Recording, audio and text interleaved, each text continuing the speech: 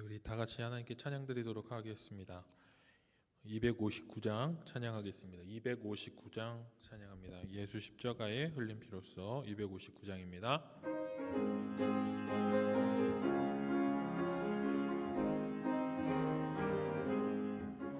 예수 십자가에 흘린 피로써 그대는 씻기어 있는가?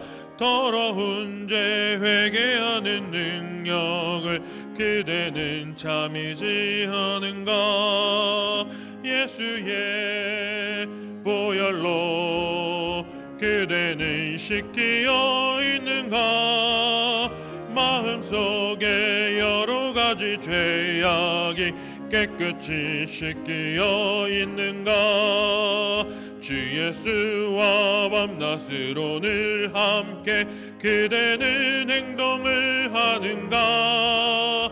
아무 때나 어디서나 그대는 십자가 붙들고 있는가? 예수의 보혈로 그대는 씻기어 있는가? 마음속에 여러 가지 죄악이 깨끗이 씻기어 있는가?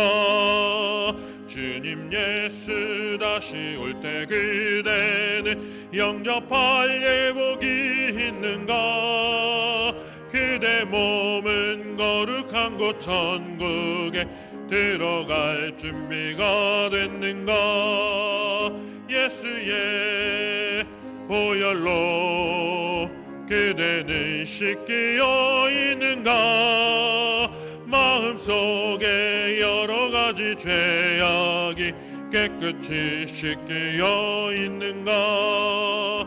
모든 죄에 더러워진 예복을 주 앞에 지금 다 벗어서 샘물같이 솟아나는 보혈로 눈보다 더 이게 씻으라. 예수의 보혈로 그대는 씻기어 있는가?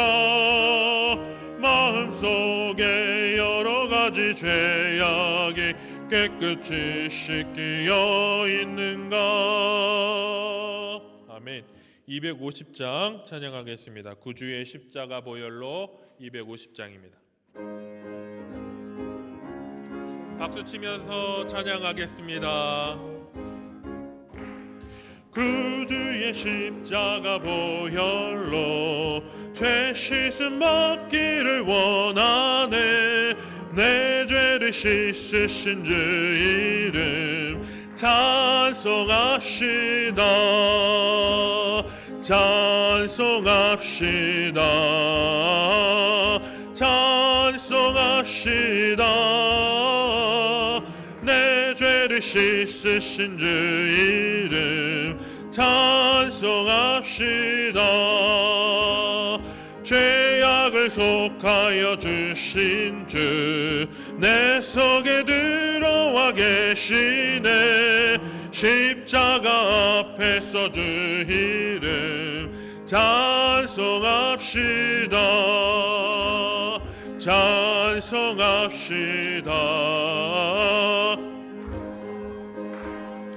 찬송합시다. 내 죄를 씻으신 주 이름 찬송합시다. 주 앞에 흐르는 생명수 날 씻어 정하게 하시네. 내 기쁨 정성을 다하여 찬송합시다. 찬송합시다. 찬송합시다. 내 죄를 씻으신 주 이름 찬송합시다. 내 주께 회개한 영혼은 생명수 가운데 젖었네. 흠없고 순전한 주 이름 찬송합시다. 찬송합시다. 찬송합시다. 내 죄를 씻으신 주 이름 찬송합시다. 아멘. 258장 찬양합니다.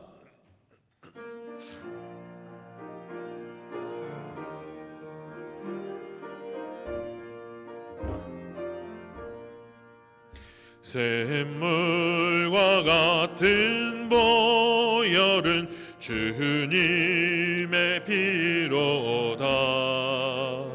보혈의 죄를 씻으면 정하게 되겠네.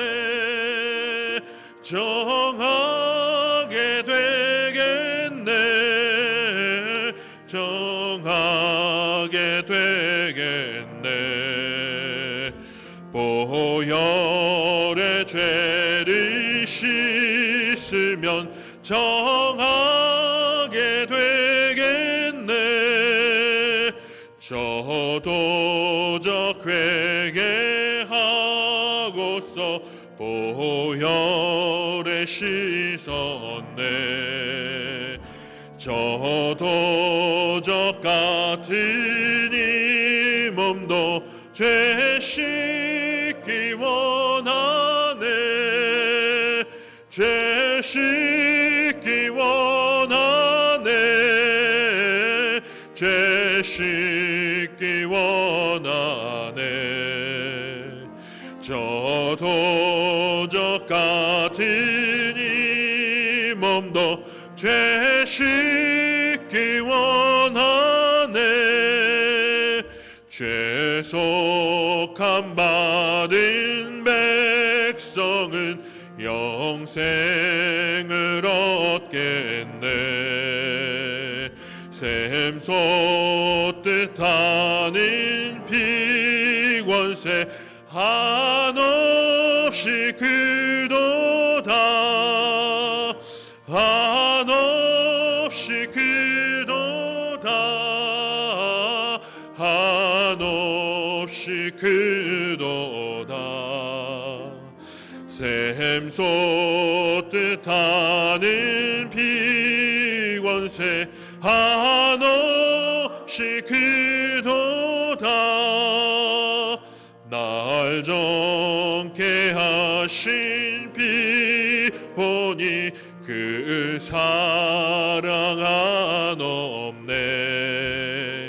살 동안 받은 사랑을 늘 찬송하겠네. 늘 찬송하겠네. 늘 찬송하겠네.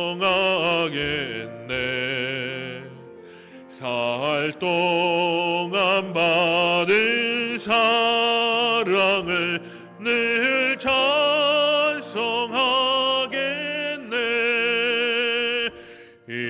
이후에 천국 올라가 더 좋은 노래로 날 구속하신 은혜를 늘 찬송하겠네. 늘 찬송하겠네. 늘 찬송하겠네. 날 구속하신 은혜를 늘 찬송하겠네.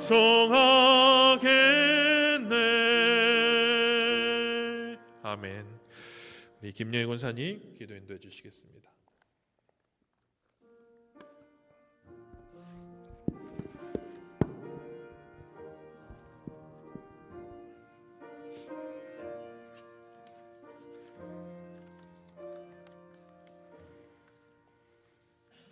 사랑과 은혜가 한없으신 거룩하신 하나님, 은혜를 감사합니다.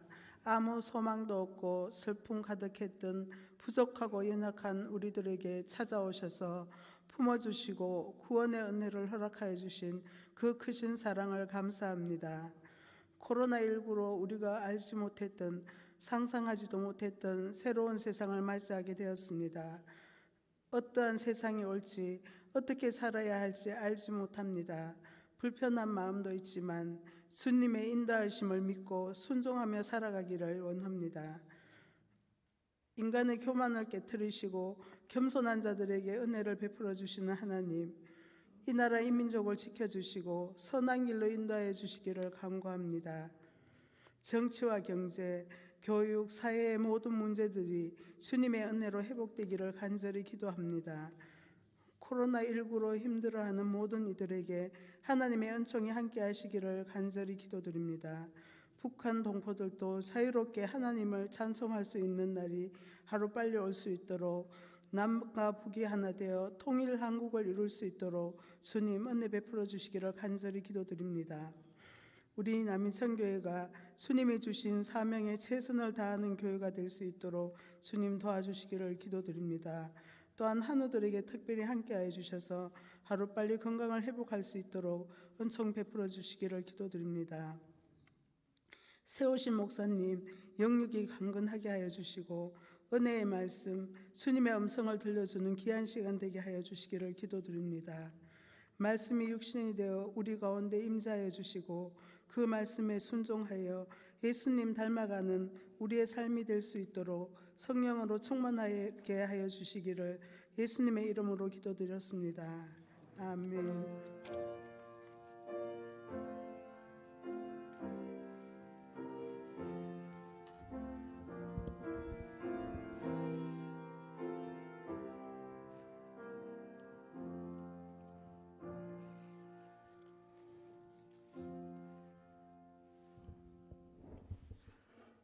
하나님 말씀 히브리서 8장과 10장 말씀입니다. 먼저 히브리서 8장 1절에서 6절입니다. 신약 성경 360면입니다. 신약 성경 360면 히브리서 8장 1절에서 6절 말씀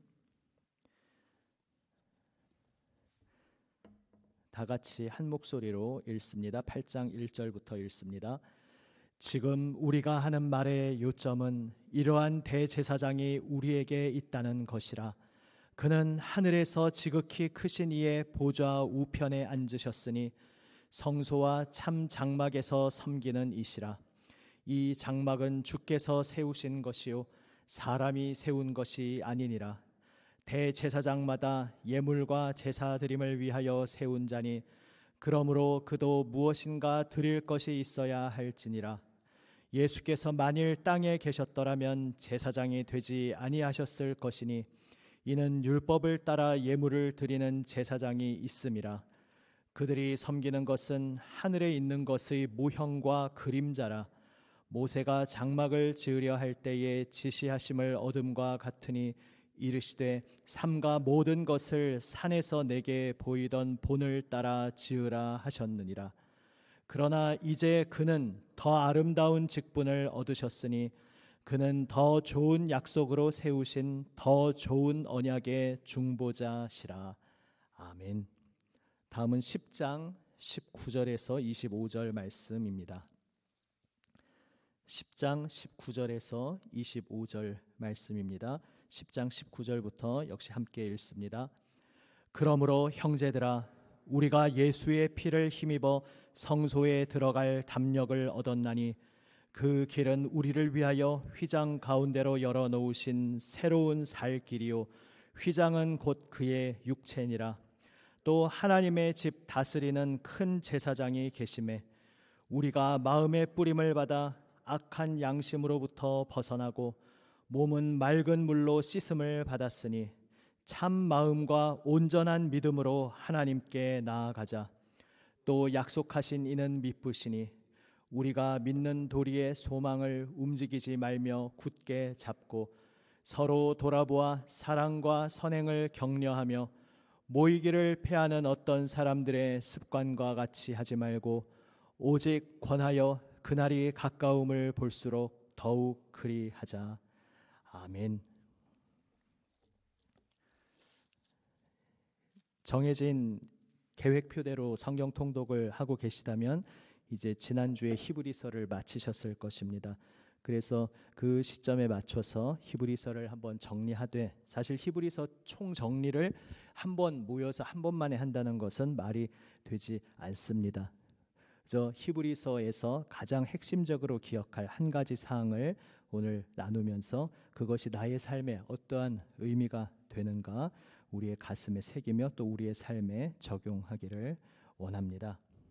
오늘 처음 읽은 8장 말씀에서 이제 새로운 참 대제사장이 우리에게 있는데 그분은 참 장막에서 섬기는 분이다 말씀하고 있습니다. 사람이 세운 장막이 아닌 주께서 세우신 장막이다. 이게 무슨 말이냐 하면 바로 구약에서 옛 언약 하에서 주어졌던 성막은 하나님께서 설계도를 주시긴 했지만 이 옛 창조 세계에 속한 장막이었습니다. 사람의 손으로 지어진 장막이었습니다. 그런데 이제 예수 그리스도 영원하신 대제사장은 그렇게 사람이 만든 장막이 아닌 전혀 다른 새로운 장막에 들어가셨다 말씀하고 있습니다. 이것이 우리의 인생, 이 세계에 무슨 의미가 되는가? 모든 것에 의미가 됩니다. 가장 깊은 자리에서부터 가장 넓은 영역에까지 이 옛세상 모든 것에 대한 유일한 해답이 되는 것이 바로 이 참 장막, 새 장막입니다. 지금 우리가 바이러스 사태로 인해서 전혀 경험하지 못했던 세계를 살아가고 있습니다. 특별히 감염을 두려워하기도 하고 또 조심하면서 그렇게 살고 있습니다. 그런데 사실 지금 새삼스럽게 우리가 감염을 조심하고 있지만 사실은 이 세계의 역사 속에서 벌써부터 처음부터 감염의 문제는 있어 왔습니다. 지금 제가 다른 바이러스 종류를 말씀드리는 것이 아니고요. 영적인 이야기를 하는 것입니다. 하나님께서 아름답게 세우신 이 창조 세계에 바이러스가 들어왔는데 그것이 바로 죄의 바이러스입니다. 그런데 우리 인간은 그 죄의 바이러스가 코로나19와는 비교되지 않게 얼마나 치명적이고 독하고 악한 것인지, 얼마나 인간의 모든 생명과 삶을 망가뜨리는 것인지 사실 별로 실감하지 못하고 살아올 때가 많았습니다. 물론 물리적으로 볼 때는 이러한 코로나 같은 바이러스가 바로 치사율이 높은 것 같지만 사실은 이 죄악의 바이러스는 우리의 인생을 근본부터 송두리째 망가뜨리고 우리의 마음은 선한 것을 원하고 사랑을 원하고 기쁨과 평화의 인생을 원함에도 불구하고 우리의 그 마음과 같지 않게 우리의 모든 삶을 하나님과 정반대되는 방향, 죽음의 방향으로 잡아 끌어당기는 그러한 거대한 힘을 가지고 있습니다. 그리고 그 죄의 바이러스에 감염된 우리 모든 인류는 바로 그 숙주가 되었고, 그래서 우리는 서로 하나님이 주신 창조하여 주신 아름다운 마음으로는 서로에게 선하고 아름다운 그러한 관계만 이루며 살기를 원하지만 그러한 우리의 소박한 바람과는 달리 우리는 서로에게 상처가 되고 아픔이 되고 고통이 되고 죽음이 되는 그러한 안타까운 현실을 살고 있습니다. 이것이 지금 이 세계의 역사, 인류의 역사의 이야기입니다. 그것은 가깝게는 바로 그냥 우리가 날마다 일상생활에서 경험하는 일들입니다. 내가 내 주변에 나에게 가장 가깝게 연결되어 있는 사람, 그 사람 망가뜨리고 싶고 그 사람 불행하게 만들고 싶고 그 사람 나쁘게 대하고 싶어서 그렇게 하는 사람이 어디 있겠습니까? 마음은 정말 나에게 가장 가까운 사람에게 잘해주고 싶고 사랑만 해주고 싶은데 그렇게 실제로 살지 못하는 바로 우리들의 적나라한 매일매일의 경험하는 이야기입니다. 또 크게 거시적으로 보면 이 인류가 문명을 이루고 무언가 굉장한 과학과 기술 발전을 이룬 것 같지만은 다른 한편 어두운 그림자를 보면 인류가 점점 번성하고 문명이 발전할수록 치명적으로 온 인류를 몇 번씩 몰살시킬 수 있는 그러한 무시무시한 무기, 또한 체제, 사상, 거짓 속임수들이 이미 우리를 잠식하고 있고, 그래서 뭐 뉴스만 틀어보아도 인간이 얼마나 잔인한 것인지, 가깝게 우리나라 우리 사회에서 일어나고 있는 사건이나 아니면 거시적으로 세계 지구촌의 각 나라와 종족들, 민족들 간에 벌어지는 일들을 보면 인간이 얼마나 끔찍하고 잔인한 존재인지 우리는 피부로 느끼며 살아가고 있습니다.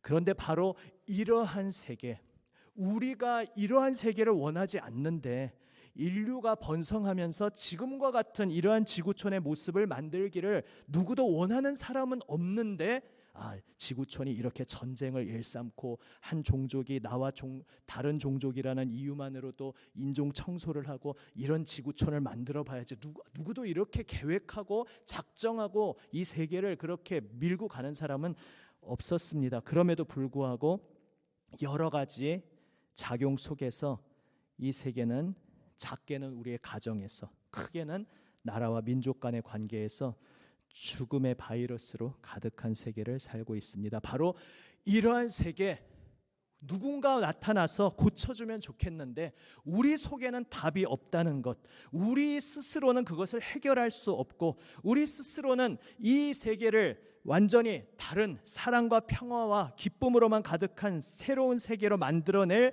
그러한 아무 소망이 없는데, 바로 성경이 우리에게 주시는 복된 소식이, 구원의 복음이 바로 이것입니다. 우리 속에는 답이 없는데 바로 이 세상을 창조하신 하나님께서 우리 속에 답을 주셨다.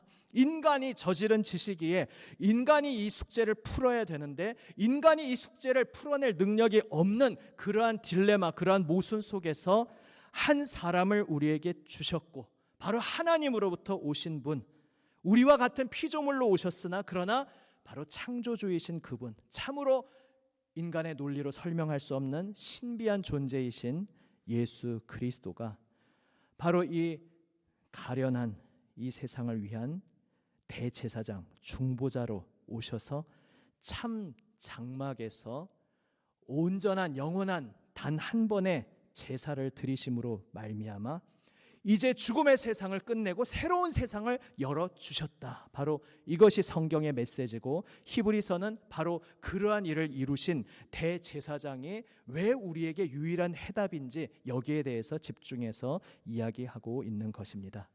이제 여기서 히브리서 전체를 말할 수는 없고, 지금 오늘 읽었던 사실 본문을 8장과 10장 약간만 읽었지만 8, 9, 10장을 한번 연결해서 나중에 따로 읽어보시면 더 좋겠습니다. 아마 통독을 쭉 하신 분들은 이제 다 읽으셨으니까 그 내용을 다시 한번 기억하시고 복습해 보시면 좋겠습니다. 새 장막으로 들어가셨는데 그 새 장막이 무엇인가? 이 창조 세계에 속하지 않은 새로운 창조 세계의 장막이 무엇인가? 이것은 히브리서가 말하는 독특한 말하는 방식인데, 바로 그 새 장막은 골고다 언덕 예수 그리스도의 십자가를 이야기하는 것입니다. 그 십자가에서 예수님께서 못 박혀 매달리시고 죽으심으로, 피 흘리심으로 바로 그 자리가 이 창조 세계에 속하지 않은 새로운 창조 세계의 제단이 되었고 성소가 된 것입니다. 예수님께서 거기에서 피를 흘리심으로 말미암아서 이 땅에 속한 제사장이 아닌 전혀 다른 하늘에 속한 제사장으로서 모든 제사를 완성하셨다. 바로 이것을 히브리서는 말씀하고 있습니다. 8장 6절에 보면 더 좋은 약속으로 세우신 더 좋은 언약의 중보자로서 아름다운 직분을 가지고 오셨다 말씀하고 있습니다. 왜 그분이 유일한 대제사장, 바로 이 땅의 그 어떠한 옛 제사장들과는 완전히 다른 차별화되는 분인가 하면 더 좋은 약속으로 세우신 더 좋은 언약의 중보자이시기 때문인데, 더 좋은 약속은 바로 오늘 읽지 않았지만 8장 후반부에 있는 8장 8절부터 12절까지의 내용입니다. 8장 8절부터 12절까지 이제 구약 성경을 인용하고 있는데요. 한마디로 말하면 이것입니다. 내가 옛날 출애굽 때에는 언약을 세우면서 그 언약을 내가 맺었음에도 불구하고 너희가 그 언약을 깨트렸다. 그래서 내가 새 언약을 세우는데 이제는 다시는 깨지지 않는 그러한 언약을 세우기 위해서 이제는 내 법을 너희의 생각에 새기고 나의 법을 너희의 마음에 기록을 해버리겠다. 이렇게 말씀한 것이 바로 더 좋은 새 약속인 것입니다. 그로 인해서 어떤 일이 일어나는가? 8장 11절에 보면 모두가 다 하나님을 알게 될 것이다. 그래서 이제 하나님을 아시오, 하나님을 알아라 이렇게 말할 필요가 없다는 것입니다. 왜냐하면 새 언약으로 인해서 하나님의 법이 우리의 마음속에 새겨짐으로 인해서 우리는 하나님을 인격적으로 경험하고 체험하고 알게 될 것이다 말씀합니다. 그리고 12절에서 이렇게 말씀하고 있습니다. 내가 그들의 불의를 긍휼히 여기고 그들의 죄를 다시 기억하지 아니하리라. 결국 한마디로 더 좋은 약속은 이렇게 세 가지로 요약해서 말씀드릴 수 있습니다. 마음에 새겨 주신다. 그리고 하나님을 직접적으로 안다. 그리고 우리의 죄를 하나님께서 다시는 기억하지 아니하신다. 마음에 새겨 주시고 직접 하나님을 알고 다시는 죄를 기억하지 아니하시는 완전하게 사면되고 용서된 바로 그 약속을 하나님께서 일찍이 구약에서 주셨는데 그 약속을 실현시키기 위한 더 좋은 언약이 이제 참 대제사장이신 예수 그리스도로 인해서 이제 새 언약이 맺어졌다. 새 언약이 체결되었다 말씀하고 있습니다. 그 더 좋은 언약은 옛 언약과 달리 왜 더 좋은 언약인지는 9장 후반부에 나와 있습니다. 9장 22절에 보면 하나님의 죄사함의 원리가 이렇게 나와 있습니다. 율법을 통해 그것이 이미 알려져 있었죠. 9장 22절에 율법을 따라 거의 모든 물건이 피로써 정결하게 되나니 피 흘림이 없은즉 사함이 없느니라.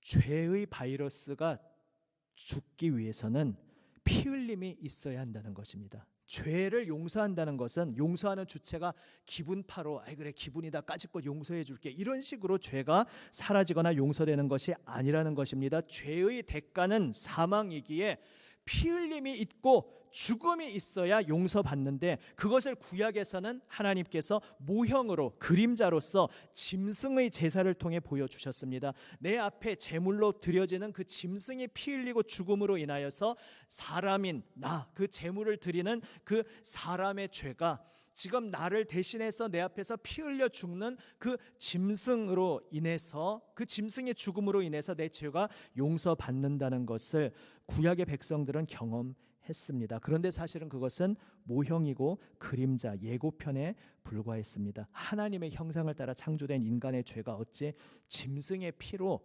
씻김 받을 수 있겠습니까? 그 짐승의 피가 그래도 한시적으로 효력을 가질 수 있었던 것은 장차 올 온전한 것을 그 옛 제물들이 예고하고 있었기 때문에 유효한 것입니다. 좀 비유가 너무 그냥 1차원적인 비유일 수 있는데요. 이를테면 뭐가 비슷한 게 있을까 생각을 해봤습니다. 저 동네 무슨 슈퍼 요즘 마트라고 더 많이 하죠. 가서 회원 내가 가입을 하는데 그러면 어떻게 됩니까? 전화번호 같은 것으로 등록을 하면서 일단 전화번호는 등록됐습니다 하면서 뭐 영수증 같은 걸 임시로 주시기도 하고요. 나중에 새로 카드가 발급 나오면 받으시고 그 전까지는 전화번호를 대시면은 그 회원 적용이 됩니다 이렇게 이야기하지 않습니까? 구약은 아직 정식 카드가 발급되지 않은 때였지만은 그러나 이미 나중에 정상 카드가 발급될 것이 전제되어 있기 때문에 아직 카드가 손에 없지만은 효력을 발휘했던 시대입니다. 너무 1차원적인 비유라도 그냥 양해하시고 들으시기를 바랍니다. 짐승의 피가 인간의 죄를 씻어줄 수 없지만 그 짐승들은 장차 올 온전한 단 한 번의 모든 것을 완성할 온전한 한 제물을 예고하는 그림자였습니다. 그래서 그 그림자가 온전한 것을 전제로 하여서 한시적으로 임시적으로 죄사함의 효력을 띨 수 있었던 것입니다. 그런데 이제 온전한 것이 왔습니다. 온전한 것이 오면 이제 더 이상 옛 모형 그림자는 필요가 없는 것입니다. 그 온전한 것이 무엇인가? 바로 우리의 모든 죄를 위해 영원하신 참 제물이 되신 우리 구주 예수 그리스도이신 것입니다. 오늘 본문에서는 읽지 않았지만 한번 함께 읽어보시겠습니다. 9장 24절부터 성경 가지고 계신 분들은 9장 24절부터 26절까지 함께 읽어보시겠습니다. 9장 24절부터 읽습니다. 그리스도께서는 참것의 그림자인 손으로 만든 성소에 들어가지 아니하시고 바로 그 하늘에 들어가사 이제 우리를 위하여 하나님 앞에 나타나시고 대제사장이 해마다 다른 것의 피로써 성소에 들어가는 것 같이 자주 자기를 드리려고 아니하실지니 그리하면 그가 세상을 창조한 때부터 자주 고난을 받았어야 할 것이로되 이제 자기를 단번에 제물로 드려 죄를 없이 하시려고 세상 끝에 나타나셨느니라. 아멘. 이 마지막 때에 이전까지의 모든 모형 그림자를 온전히 충족시켜주는 영원한 단번의 제사를 예수님께서 드리셨습니다. 그래서 예수님은 그 제사를 드린 참 대제사장이시며 또한 자기 자신을 제물로 드리셨기에 참 제물이시기도 합니다.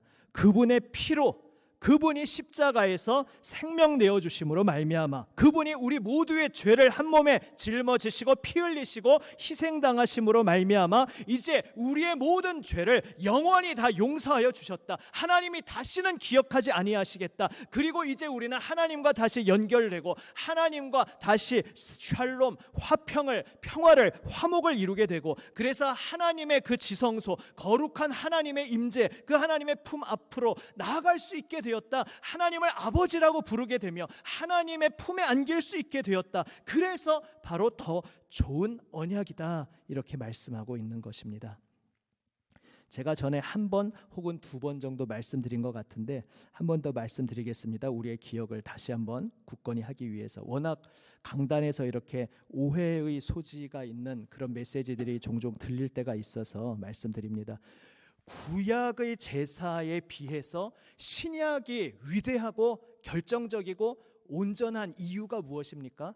이렇게 말하는 건 참 잘못된 이야기입니다. 어떻게 말하는 거냐면 구약의 제사는 얼마나 번거로웠습니까? 짐승을 끌고 와서 막 각을 뜨고 죽이고 막 피 떡이 되고 막 이런 얼마나 번거로운 그러한 제사 과정이 있었는데 이제 할렐루야 예수님이 우리의 제물이 되어주셔서 그 모든 번거로움이 다 사라지고 이렇게 되었다. 이게 구약에 비해서 신약의 우월함이 아닙니다. 번거롭지 않은 것이 지금 예수 그리스도 골고다 언덕 그 십자가 영원한 하늘의 장막에서 드려진 제사의 우월한 점이 아니라 바로 신약의 이 제사의 더 좋은 의미는 무엇인가? 구약의 피는 임시적인 피고 영원한 피가 아니고 영원한 피의 모형으로서 잠시 기능을 했을 뿐이고 잠시 기능을 한 것이었기 때문에 어제 제물 드렸어도 또 죄 지으면 또 제물 드리고 계속해서 짐승은 죽어나가고 제사장도 자기 수명이 다해서 죽으면 새로운 제사장이 세워지고 제사장도 계속 여러 번 갈리고 교체되어야 했습니다. 하지만 이제 온전한 제사장으로 오신 예수 그리스도는 부활 승리하시고 영원히 계시기에 그 한 분의 제사장으로서 모든 제사를 완성하셨고 또한 단 한 번 자신을 들이심으로 그 단 한 번의 제물로 온 세상 우리 모든 죄인의 죄를 씻어주셨기에 그리하여서 이것이 우월한 더 좋은 언약입니다. 뿐만 아니라 더 결정적인 것이 바로 다시 죄를 기억하지 아니하리라. 이제 그들이 나를 알리라. 이것이 다 무엇을 말씀하고 있는 것이겠습니까? 이제는 결정적으로 정말로 우리가 하나님 앞에 나아갈 수 있게 되었다는 것입니다. 이것이 바로 저희가 두 번째 읽었던 10장 19절부터의 본문입니다. 10장 19절 20절 다시 한번 함께 읽어보겠습니다. 10장 19절 20절 함께 읽습니다. 그러므로 형제들아 우리가 예수의 피를 힘입어 성소에 들어갈 담력을 얻었나니 그 길은 우리를 위하여 휘장 가운데로 열어놓으신 새로운 살 길이요 휘장은 곧 그의 육체니라. 아멘.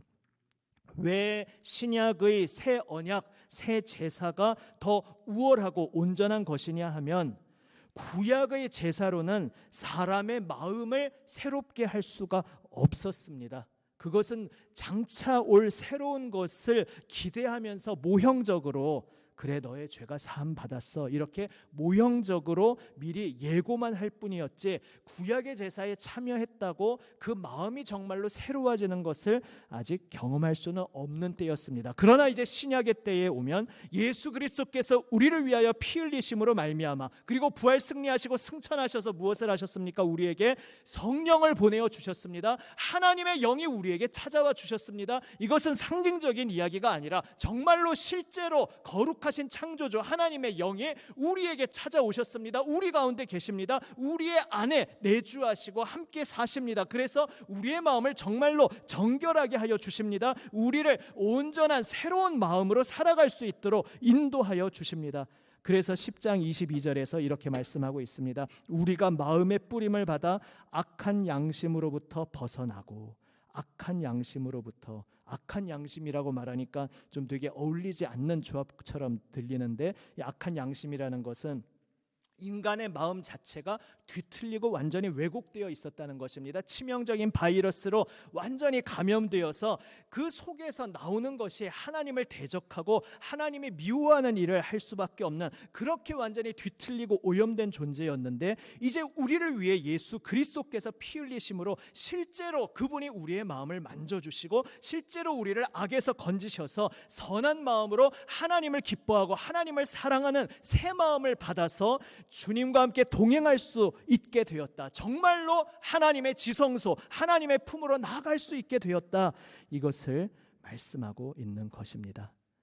그리고 여기에서 이제 24절, 25절 말씀이 결론적으로 이어지는 것입니다. 히브리서 10장 24절, 25절 무슨 이야기입니까? 모이기에 힘쓰라 말씀하고 있습니다. 이것은 우리가 율법적으로 꼭 모여야 되네. 안 모이면 큰일 나 어떤 율법적으로 이해하라는 말이 아닙니다. 왜 모여야 하냐 하면은 모여서 서로 돌아보고 사랑과 선행을 격려할 수 있기 때문입니다. 그래서 이번 같은 바이러스 사태에서는 사람이 함께 접촉하는 것만으로 치명적인 죽음의 위협이 될 수 있기 때문에 이러한 상황에서는 우리가 신앙의 그 양심 안에서 자유롭게 모임을 절제하기도 하고 율법적으로 매일 필요가 없는 것입니다. 그런데 근본적으로 우리가 기억해야 할 것은 그렇게 우리가 필요할 때는 모이지 않는 그러한 방법도 취했으나 그러나 근본적으로는 우리가 걸어가는 이 신앙의 길은 모임이 필수적이라는 것입니다. 왜냐하면 우리가 모여야 서로 돌아보아 사랑과 선행을 격려할 수 있기 때문입니다. 마치 영화에서 흔히 그런 장면들 보시지 않습니까? 눈보라를 뚫고 가는데 너무너무 지쳐서 힘들어서 잠이 들려고 합니다. 그러면 함께 가던 동료가 어떻게 합니까? 막 뺨을 때리면서 잠들면 안 돼. 잠들면 죽어. 이렇게 하지 않습니까?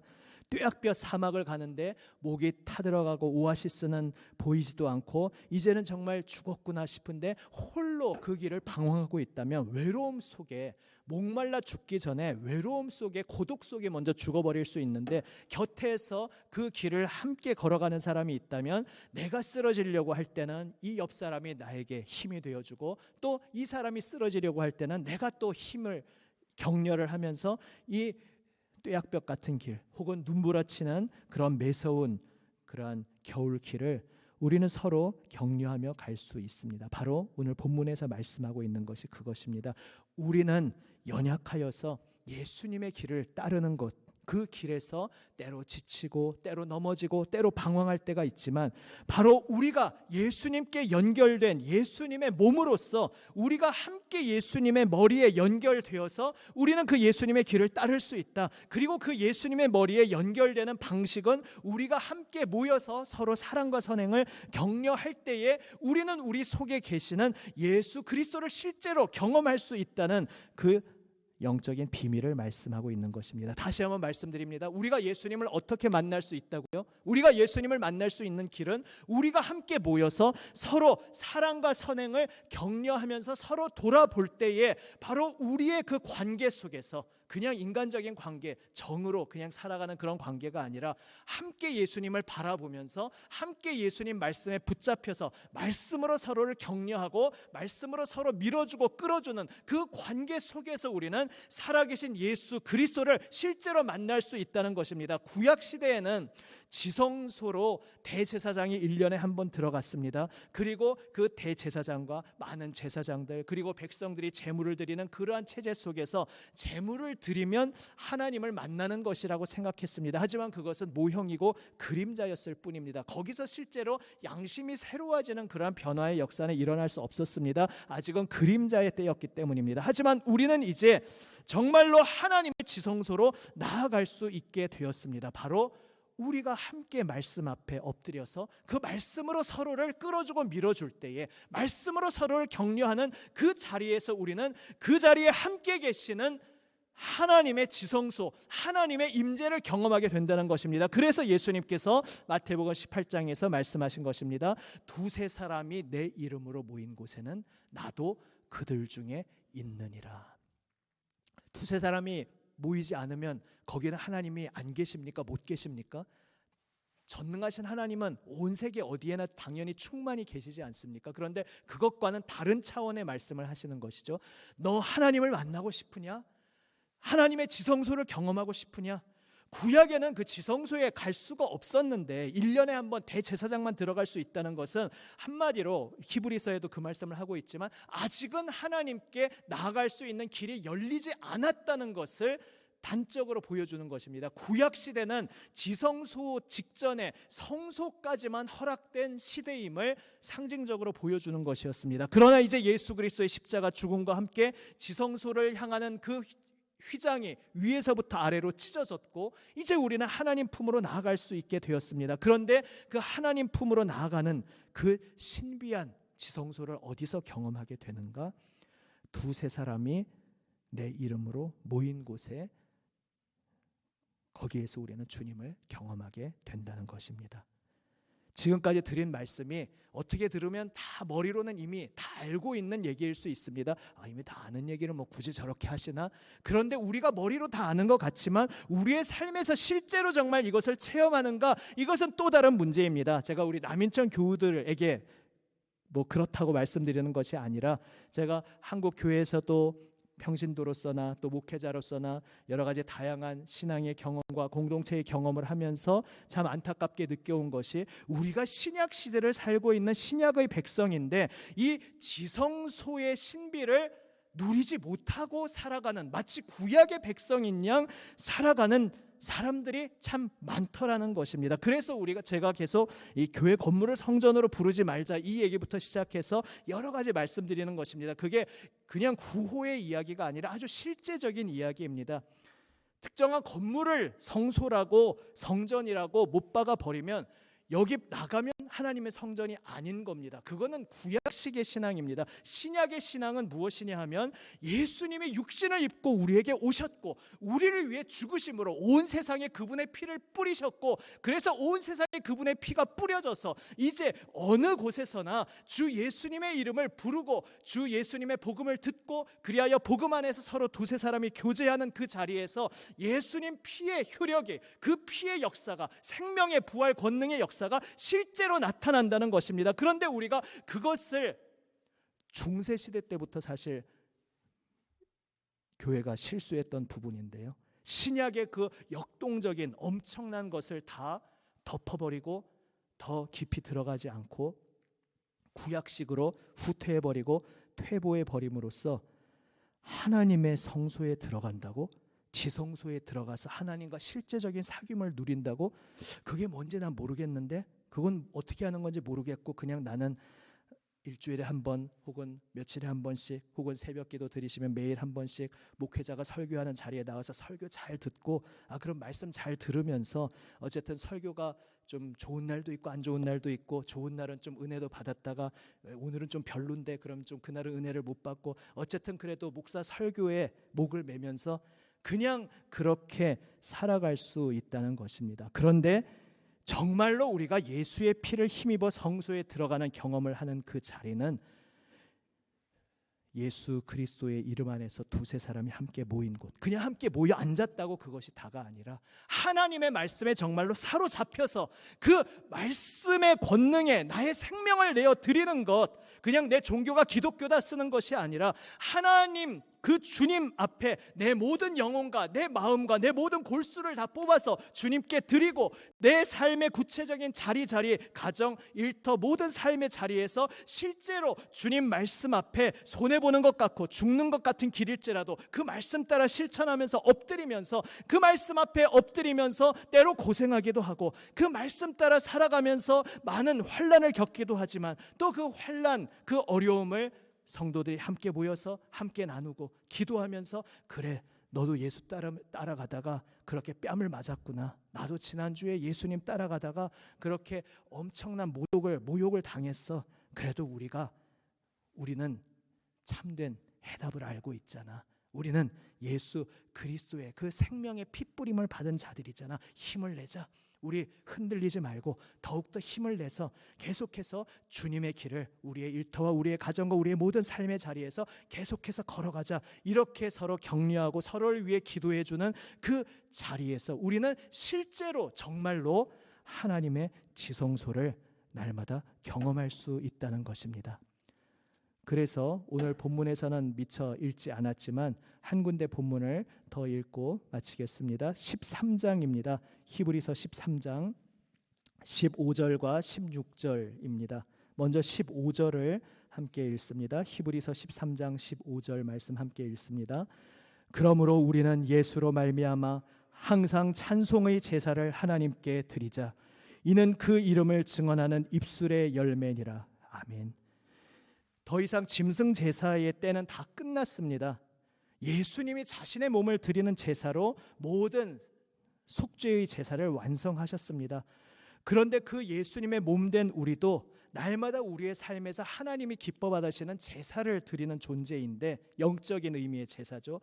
그 영적인 제사가 무엇인가? 15절에서는 찬송의 제사다 이렇게 표현하고 있습니다. 찬송의 제사라고 하면 찬송가를 부르라는 건가? 물론 그것도 포함될 수 있는데요. 그런데 그거는 하나의 그 형태, 방식의 관점이고 본질이 무엇인가 하면 찬송이란 정의가 뭐냐 하면 예수님을 높이는 것 혹은 하나님을 높이는 것, 이것이 찬송의 정의 아니겠습니까? 다시 말해서 모든 어떠한 상황 속에서도 내가 잘 풀릴 때나 내가 힘겨울 때나 내가 어떠한 삶의 상황 속에서도 늘 그 모든 것들을 예수님과 연결시키고 나의 모든 삶의 자리에서 예수님을 발견하고 예수님께 눈을 돌리고 예수님께 초점을 맞추는 바로 그것을 찬송이라고 표현하는 것입니다. 조금 일상적이지 않고 극단적인 예일 수도 있지만 우리 일제시대 때 우리 신앙의 기라성 같은 선배님들 중에 최봉석 목사님, 통칭 더 잘 알려진 이름 최권능 목사님 이야기를 알고 계시지 않습니까? 그 일제에 붙잡혀서 고문을 당하는데 그를 때리고 고문할 때마다 최권능 목사님 입에서는 한 번 때리면 예수 나오고 두 번 때리면 천당. 그래서 그는 늘 예수 천당을 외치며 다니셨는데 고문을 당할 때도 그렇게 계속 예수 천당만 외쳤다는 거죠. 그래서 그 고문하던 일제의 그 관리가 아니 너는 왜 이렇게 때리는데 계속 예수 천당만 하냐 그러니까 이렇게 대답했다는 것이죠. 내 속이 예수로 가득 차 있으니까 나를 찌르고 때릴 때마다 내 속에서 예수만 튀어나올 수밖에 없다. 이렇게 이야기했다는 것입니다. 이것이 바로 찬송의 제사입니다. 우리의 인생길 정말 고난의 사막 같은 인생길인데 그 고난의 사막에서 내가 예수님으로 가득 채워져서 늘 예수님이 내 속에서 흘러나오는, 그리하여 그 고난의 사막에서 예수님을 노래하는 바로 이것이 찬송의 제사입니다. 사도행전 16장에 바울과 실라가 귀신 들린 여종을 고쳐주고 그런데 그것 때문에 화가 난 그 여종의 주인들에게 붙잡혀서 감옥에 매맞고 착고에 차여서 갇혀 있을 때 그들이 무엇을 했습니까? 그들이 찬송을 불렀습니다. 그리고 옥터가 열리는 하나님의 역사를 그들은 경험했습니다.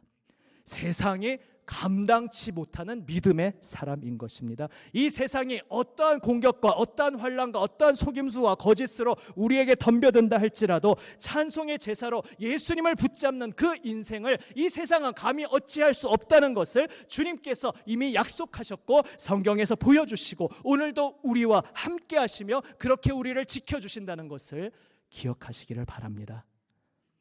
16절 함께 읽습니다. 13장 16절입니다. 오직 선을 행함과 서로 나누어 주기를 잊지 말라. 하나님은 이 같은 제사를 기뻐하시느니라. 아멘. 또 하나의 제사가 있는데 바로 선을 행함과 서로 나누어 주기라는 것입니다. 오늘 본문 읽었었던 10장 25절 24절 말씀과 연결되는 것이죠. 서로 돌아보아 사랑과 선행을 격려하며, 사랑과 선행을 격려하면서 서로 돌아보라고 했는데 바로 그 사랑과 선행, 선을 행함과 서로 나누어 줌, 이것이 바로 오늘 우리 그리스도인들이 하나님께 드리는 참된 제사라고 히브리서는 우리에게 말씀하고 있습니다. 결국 우리가 살아가는 인생은 한마디로 단순하게 바로 이것입니다. 예수님이 우리를 위해 죽으시고 우리의 생명이 되어주셔서 이제는 우리의 예수님 손 붙잡고 아버지 하나님 품에 나아갈 수 있게 되었다.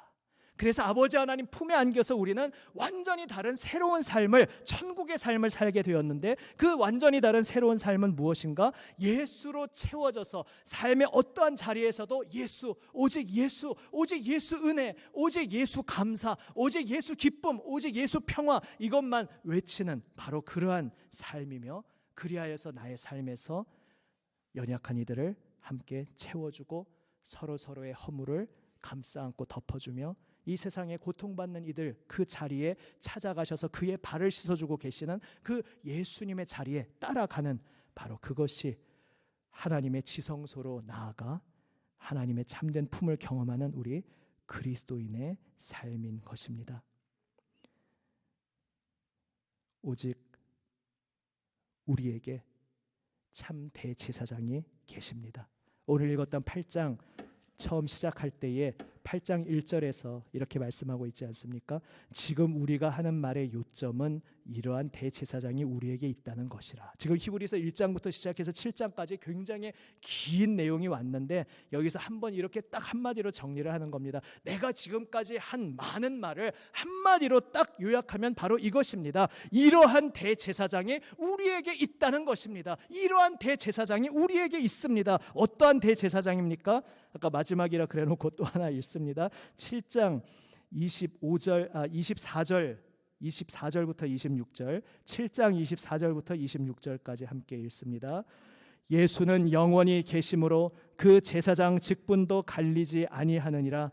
그러므로 자기를 힘입어 하나님께 나아가는 자들을 온전히 구원하실 수 있으니 이는 그가 항상 살아계셔서 그들을 위하여 간구하심이라. 이러한 대제사장은 우리에게 합당하니 거룩하고 악이 없고 더러움이 없고 죄인에게서 떠나 계시고 하늘보다 높이 되신이라. 아멘. 세상만 보면 사람이 악하고 세상살이가 참 더럽고 치사하고, 그냥 이 세상을 바라보면서 사람을 보면서 살아가기에는 우리 마음이 풀이 꺾이고 기가 꺾이고 힘을 내어 살기 힘든 것이 이 각박한 세상의 모습입니다. 그러나 성경은, 히브리서는 우리에게 무엇을 보여주고 계십니까? 이 세상을 보고 기가 꺾이고 용기가 꺾이고 풀이 죽어서 그렇게 살지 말아라. 세상을 바라보며 사는 존재가 아니다. 우리는 우리를 위하여 십자가에서 죽으시고 그 죽음의 권세를 깨트리시고 분명하게 부활 승리하신 분, 이제 승천하셔서 하나님 보좌 우편에서 지금도 영원토록 우리를 위하여 늘 기도하고 간구하고 계시는 분, 우리의 대제사장이 계신 바로 그러한 복된 사람들이 우리다. 그러므로 우리가 살아가고 있는 이 세계를, 이 삶을, 혹은 나 자신조차도 그러하죠, 보면서 아이고 뭐 세상에 낙이 있나, 즐거울 게 뭐가 있나, 인생 살아가는 보람이 뭐가 있나, 이렇게 기운이 빠질 때에 나를 바라보면서, 세상을 바라보면서, 사람을 바라보면서 넘어지지 말고 오직 우리를 위해 정말로 죽으셨고, 우리를 위하여 정말로 부활하셨고, 우리를 위하여 정말로 승리하시고 승천하셔서 정말로 지금도 우리를 위하여 간구하고 계시는 우리 주 예수님이 나의 모든 것 되어주신다는, 거기에 나의 모든 눈을, 시선을 맞추라. 성경이 말씀하고 있는 이 하나님의 음성을 다시 한번 붙잡는 우리 모두가 되시기를 바랍니다. 주 예수님만이 우리의 소망이 되십니다. 주 예수님만이 우리의 기쁨이 되십니다. 주 예수님만이 우리의 생명이 되십니다.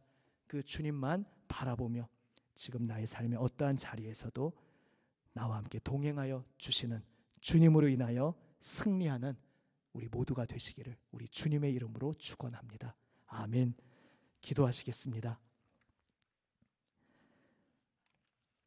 아버지 하나님, 세상을 바라볼 때에, 사람을 바라볼 때에, 주변을 바라볼 때에, 지금 저희의 인생의 상황과 환경을 바라볼 때에 마음이 내려앉고 무너지는 일들로 가득함을 늘 경험하게 됩니다. 주님, 그러나 오늘 눈을 들어 죽음에서 부활 승리하시고 하나님 보좌 우편에서 지금도 우리를 위하여 기도하고 계시는 우리 주 예수님을 바라봅니다. 할렐루야. 주여, 우리에게 이 대제사장이 계시니 그 주님만을 오늘도 의지하며 오직 주님 붙잡고 주님 바라보며 다시 일어나 주여 흔들리지 아니하고 이 세상에 휩쓸려서 세상처럼 살아가지 아니하고 오직 승리하신 우리 구주 예수 그리스도의 그 발자취를 담대하게 따르는 우리 모두가 되게 하여 주시옵소서. 살아계신 우리 구주 예수 그리스도의 이름으로 기도드립니다. 아멘. 할렐루야. 아멘. 우리 한번 좌우 앞뒤분 보시면서 이렇게 한번 축복의 인사하시면 좋겠습니다. 예수님께서 살아계십니다. 한번 이렇게 격려하시겠습니다. 예수님께서 살아계십니다. 한 번 더 이렇게 격려하시겠습니다. 예수님께서 당신을 위하여 지금도 간구하고 계십니다. 예수님께서 당신을 위하여 지금도 간구하고 계십니다. 할렐루야.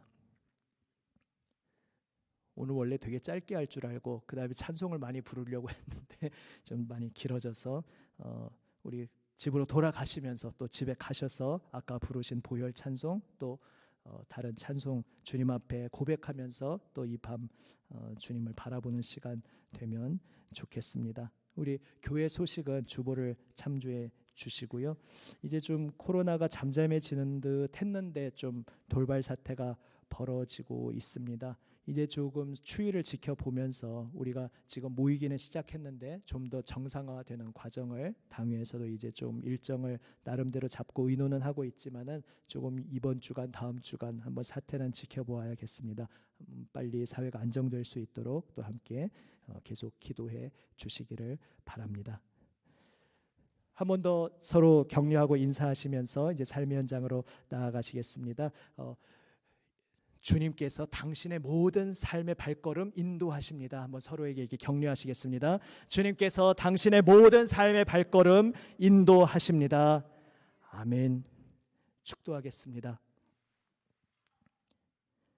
지금은 우리 구주 예수 그리스도의 은혜와 아버지 하나님의 사랑과 성령님의 교통하심이 하나님의 영원하신 새 언약으로 부름받고 이제 하나님의 거룩하신 사랑과 은혜의 품에 나올 수 있도록 부름받은 하나님의 모든 아들 딸들 위해 또한 이들이 사랑하며 기도하는 모든 이들 위해 지금부터 영원까지 함께 하시기를 간절히 축원하옵나이다. 아멘.